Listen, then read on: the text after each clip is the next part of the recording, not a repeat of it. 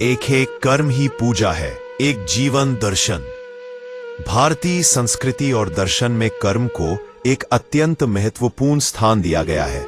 यह सिर्फ एक क्रिया नहीं बल्कि जीवन का सार है और इसी सार को कर्म ही पूजा है की अवधारणा के माध्यम से समझाया गया है। वाक्यांश मात्र एक कहावत नहीं बल्कि एक गहन जीवन दर्शन है जो हमें बताता है कि हमारा काम, हमारी मेहनत और हमारे कर्तव्य ही हमारे लिए सबसे बड़ी भक्ति और पूजा है।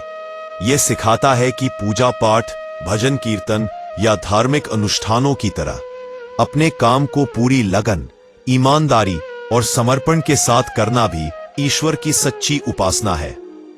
यह सिद्धांत हमें कर्मकांड के बजाय कर्म के महत्व को स्थापित करता है। अक्सर लोग मंदिर जाकर उपवास रखकर या धार्मिक अनुष्ठान करके ईश्वर को प्रसन्न करने का प्रयास करते हैं, लेकिन कर्म ही पूजा है का दर्शन यह बताता है कि भगवान उन लोगों से ज्यादा प्रसन्न होते हैं जो अपने कर्तव्यों का ईमानदारी से पालन करते हैं। जो किसान खेत में कड़ी मेहनत करता है, जो सैनिक देश की रक्षा के लिए अपनी जान जोखिम में डालता है, जो डॉक्टर मरीजों का इलाज करता है या जो शिक्षक बच्चों को ज्ञान देता है, ये सभी अपने अपने कर्मों से ईश्वर की सेवा कर रहे हैं। उनका पसीना और उनका समर्पण किसी भी धार्मिक भेद से ज्यादा पवित्र है। यह अवधारणा हमें कर्म के प्रति सही दृष्टिकोण सिखाती है। कई बार हम अपने काम को सिर्फ एक बोझ या पैसा कमाने का जरिया मानते हैं, लेकिन यह दर्शन हमें बताता है कि काम को एक पवित्र कर्तव्य के रूप में देखना चाहिए। जब हम अपने काम को पूजा समझते हैं तो हम उसमें अपना सर्वस्व लगा देते हैं। हम सिर्फ परिणाम के बारे में नहीं सोचते बल्कि प्रक्रिया को भी उतना ही महत्व देते हैं। यह हमें उत्कृष्टता, एक्सेलेंस की ओर प्रेरित करता है, क्योंकि हम जानते हैं कि हमारी पूजा में कोई कमी नहीं रहनी चाहिए। यह हमें आलस्य से दूर रखता है और हमें हर क्षण कुछ उत्पादक करने के लिए प्रेरित करता है। भागवत गीता और कर्मयोग, कर्म ही पूजा है का सिद्धांत हमें सीधे सीधे श्रीमद् भगवद गीता के कर्म योग से जोड़ता है। भगवान कृष्ण ने अर्जुन को उपदेश देते हुए कहा था, कर्मण्येवाधिकारस्ते मा फलेषु कदाचन। इसका अर्थ है कि हमारा अधिकार केवल कर्म करने पर है, उसके फल पर कभी नहीं। यह दर्शन हमें बताता है कि हमें बिना किसी फल की चिंता किए अपने कर्तव्य का पालन करना चाहिए। जब हम फल की अपेक्षा छोड़ देते हैं तो हम अपने काम को पूरी निष्ठा से कर पाते हैं। परिणाम की लालसा या डर हमारे प्रदर्शन को प्रभावित कर सकता है, लेकिन जब हम सिर्फ कर्म पर ध्यान केंद्रित करते हैं तो हमारा काम एक ध्यान बन जाता है। यह सिद्धांत व्यक्ति को आंतरिक शांति भी देता है। जब हम अपने काम को पूजा की तरह करते हैं तो हम उसमें आनंद पाते हैं। काम का बोझ हल्का हो जाता है और वह एक रचनात्मक प्रक्रिया बन जाता है। उदाहरण के लिए, एक मूर्तिकार जब मूर्ति बनाता है तो वह उसे सिर्फ एक पत्थर नहीं मानता बल्कि अपनी कला के प्रति अपनी भक्ति को व्यक्त करता है। उसकी प्रत्येक छेनी और हथौड़ी की चोट एक प्रार्थना है। एक वैज्ञानिक जब प्रयोगशाला में प्रयोग करता है तो वह ज्ञान की खोज में लगा एक साधक है। समाज और राष्ट्र निर्माण में कर्म का महत्व, कर्म ही पूजा है का सिद्धांत केवल व्यक्तिगत उत्थान तक सीमित नहीं है बल्कि यह एक स्वस्थ और प्रगतिशील समाज के निर्माण के लिए भी आवश्यक है। एक ऐसा समाज जहां हर व्यक्ति अपने कर्तव्य को सर्वोच्च मानता है, वहां भ्रष्टाचार, आलस्य और बेईमानी के लिए कोई जगह नहीं होती। जब एक सरकारी कर्मचारी अपनी ड्यूटी को पूजा समझता है तो वह बिना रिश्वत लिए ईमानदारी से काम करता है। जब एक व्यापारी अपने काम को पूजा मानता है तो वह मिलावट या धोखाधड़ी नहीं करता।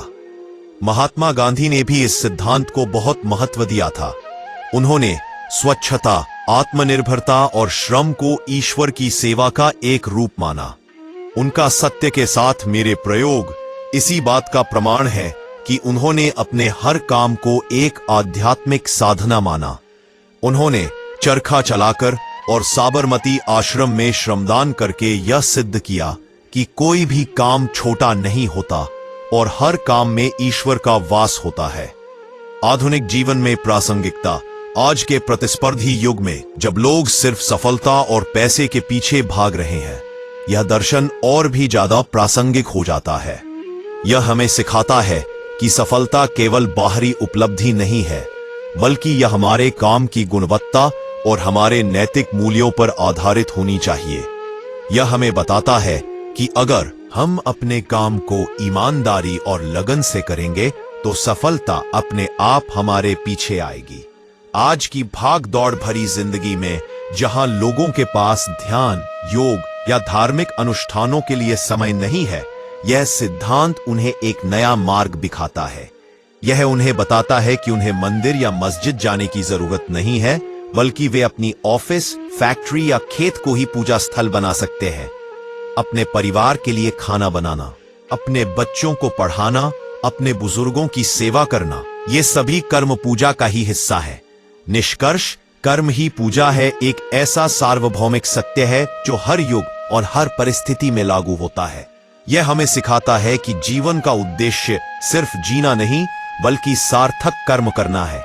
यह हमें यह भी बताता है कि ईश्वर को पाने का सबसे सीधा और सरल मार्ग हमारे कर्मों में छिपा है।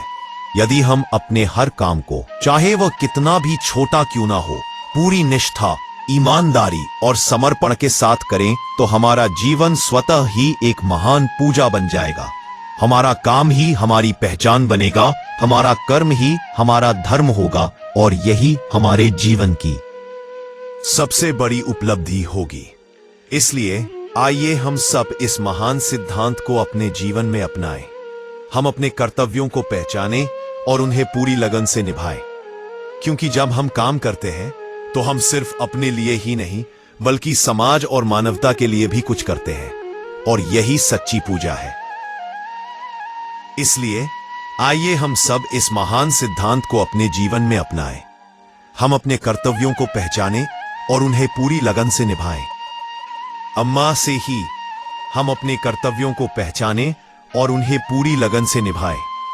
क्योंकि जब हम काम करते हैं तो हम सिर्फ अपने लिए ही नहीं, बल्कि समाज और मानवता के लिए भी कुछ करते हैं, और यही सच्ची पूजा